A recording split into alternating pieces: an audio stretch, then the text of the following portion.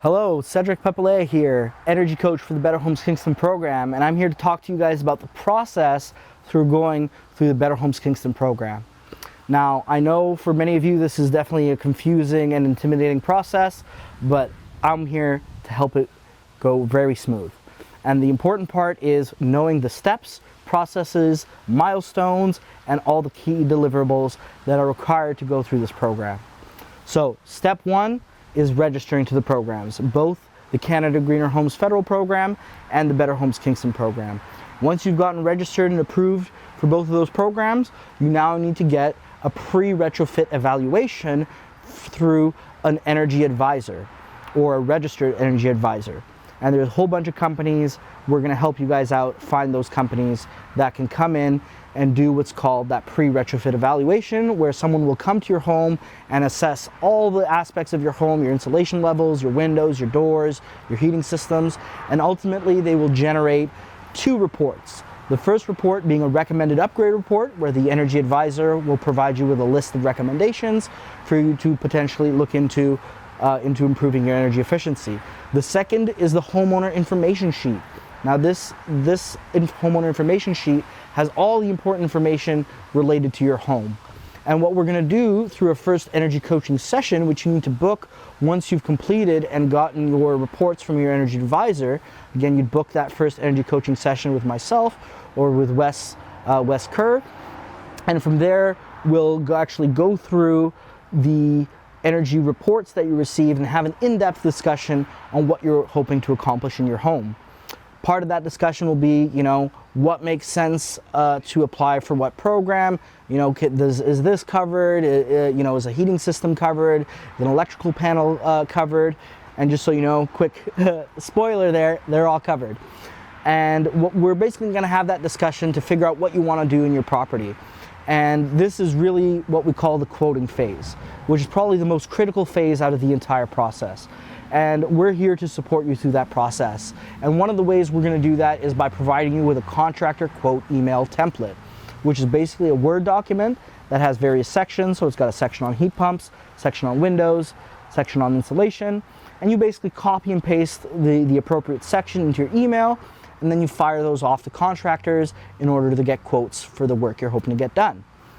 Now, I will point out there's a lot of technical requirements that the contractors need to put into your quotes. I'm not going to go through all of them in great detail, but two that are very consistent throughout the entire program is all quotes need to have a cost breakdown. And what I mean by a cost breakdown is there needs to be a line item for the material costs or the equipment costs, and then a separate line item for labor. This is very important because if I get a quote that doesn't have the breakdown of equipment and labor, I cannot accept that quote under this program, and you'd have to go back to your contractors and request that they provide that breakdown. Very, very important piece.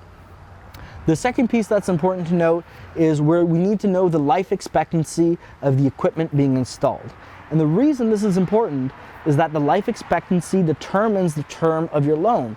Remember, I talked about how the loan is up to a 20-year term, but that is conditional on the life expectancy of the equipment being installed.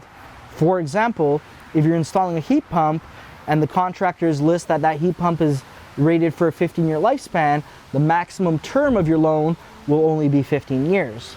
However, if you're doing multiple projects, say a heat pump, and you're doing, say, something like insulation, windows, or doors, and the windows, insulation, and doors have a lifespan of well over 20 years, then combined with the heat pump quote, your total project would have a lifespan of 20 years, which would mean that you're eligible for the full 20-year term by combining multiple projects. And again, happy to have those discussions in more depth with you. The next piece is once we do get all those quotes in, you're going to send those quotes into the energycoach@sustainablekingston.com email, and we're going to review those quotes. We're going to make sure that everything that's being quoted will in fact meet the eligibility criteria, not only for the Better Homes Kingston program, but also for the Canada Greener Homes program. And if any of you have done any research thus far, specifically for the federal program, there's a lot of very specific requirements, and basically heat pumps, windows have to be on the pre-approved list put out by the federal government. So we will double check to ensure that what is being quoted is in fact on that list, so you don't have any nasty surprises once you've already paid any money or made any commitments. So we want to make sure that you're getting exactly what you're expecting to get out of these quotes. Part of this review process is we'll also let you know if these quotes make sense, right? We're seeing hundreds of quotes for all of this work. We will let you know if they, are trying to, slide something in like a flux capacitor with your heat pump, and we'll let you know, hey, that shouldn't be on there. You should be careful. So again, it's a mechanism that we're developing, a service that we're implementing to really help you as a homeowner navigate what again can be a very intimidating process of getting these quotes from various contractors. But once you're happy with all the quotes and you've submitted them, we reviewed them, that's when we'll set up our second energy coaching session, where again we'll have a discussion comparing one quote to another, one heat pump to another, one insulation strategy versus another, etc., and really boil down what you're actually planning to put together. And in that second coaching session, we'll also fill out what's called the funding request form, which, as the name implies, it's basically your ask for money to the City of Kingston, which will basically list all the projects you'd like to do, the contractors you'd like to work with, and the total cost for all these projects. Once we submit that funding request form to the City of Kingston, it takes them about 2 weeks to generate what's called the property owner agreement. Now, this is a critical document. This is basically the legally binding contract between you and the City of Kingston, basically saying that they've approved your request for funding for those projects at that total project cost. Once you've reviewed all the financial and the legal terms on that property owner agreement, you will then sign it, return it back to the City of Kingston. Then they will get the city, the mayor and the city clerk to sign it, and then they will return to you what's called the fully executed property owner agreement. This is essentially just a finalized contract with all signatures present. Now, one very key piece of information on that document is the project start date. Now, the project start date is very important because any costs incurred before the project start date are not eligible to be claimed under your loan. So be careful. Don't spend any money before you have that project start date. And this actually raises one issue right away, is that often when you're going to get quotes from contractors, those quotes will say this quote is valid for 30 days unless you pay a deposit. Now, to be fully frank, you will not get full approval within 30 days of getting a quote. Just being real. And so what that means is that a lot of the times, by the time you are reaching out to your contractors and paying a deposit, it'll be after the 30-day window. Now, I'll just say from experience, a lot of these contractors, I'll say 99% of the time, will honor their initial quote, even if you go back to them 60 days later and say, hey, I'd like to pursue this. Now, there are, again, a small chance where the prices of materials might go up and there might be a slight increase to the quote. But that is something to look out for. Now, once that funding request form has been submitted, your property owner agreement has been fully executed, you can also request to have 30% of your total loan amount be advanced to you before you do the work. Now, this 30% will be deposited in your account within 6 weeks of filling out or submitting the funding request form. Now, that 30% is specifically designed to help you pay for those deposits. Once you've received that 30%, or even before, as long as it's after the project start date, remember, now you can start paying your deposit to your contractors, scheduling to do the work, and ultimately having them come in and get the work done. Once all the work has been completed, you then need to call your registered energy advisor and have them come back in and do what's called the post-retrofit evaluation.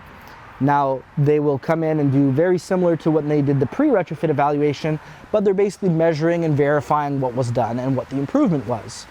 And they will generate a new report that will both be submitted to the federal government so they can process your Canada Greener Homes grant, and they will mail you a check of up to $5,600 in the mail.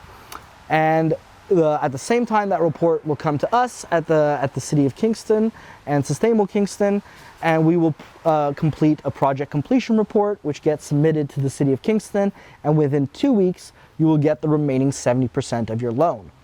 Now, this presents another challenge to this program, and that is the timeline.